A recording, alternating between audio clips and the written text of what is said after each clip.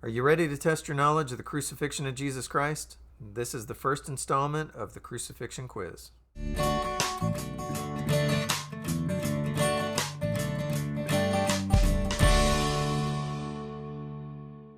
Hello, I'm David Lang, and this is Bible to Life, where we bring the Bible to life so that it can better impact your life. All right, so what do you know about the crucifixion of Jesus Christ? Let's get right into the quiz. Here's your first question. True or false? Crucifixion was reserved for slaves and non-citizens of Rome. If you answered true, you're absolutely right. The Roman orator Cicero described crucifixion as the most miserable and the most painful punishment, appropriate to slaves alone. And this is actually why the apostles Peter and Paul, who were both executed during the reign of the Roman Emperor Nero, why they were executed in different ways. According to church tradition, Peter was crucified upside down. He was sentenced to be crucified because he was not a citizen of Rome, and he was crucified upside down because he requested of the Romans, "I'm not worthy to be put to death in the same way as my Lord." And so they said, okay, and they crucified him upside down. Paul, on the other hand, was beheaded because he was a Roman citizen, and so crucifixion was not seen as an appropriate punishment for Paul. Okay, next question. True or false? Crucifixion was described in vivid detail by ancient historians.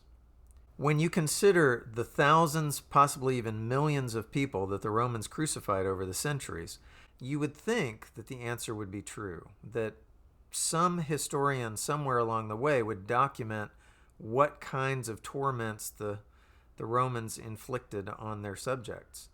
But the answer is actually false.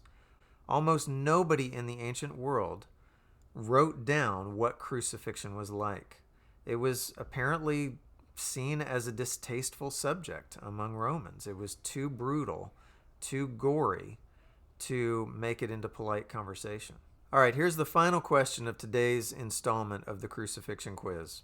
True or false?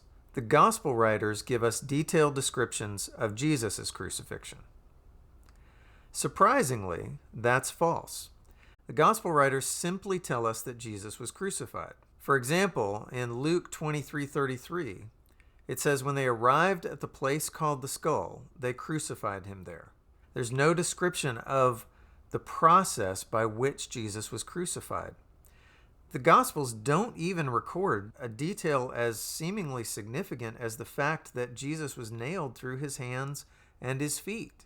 The only reason that we know that Jesus was nailed to the cross is because Thomas, when Thomas is doubting, says, unless I see the marks of the nails in his hands and feet, I'm not going to believe that Jesus rose from the dead. But that's where we find out Jesus was nailed to the cross. When they talk about the crucifixion itself, they're strangely silent. They'll talk about the scourging before the crucifixion.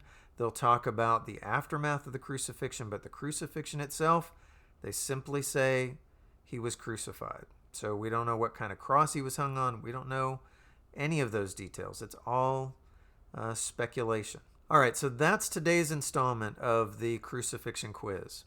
We've talked about the scarcity of description of crucifixion among secular Roman writers and even among the Gospel writers. In tomorrow's installment of the Crucifixion Quiz, we'll look at the archaeological evidence for crucifixion.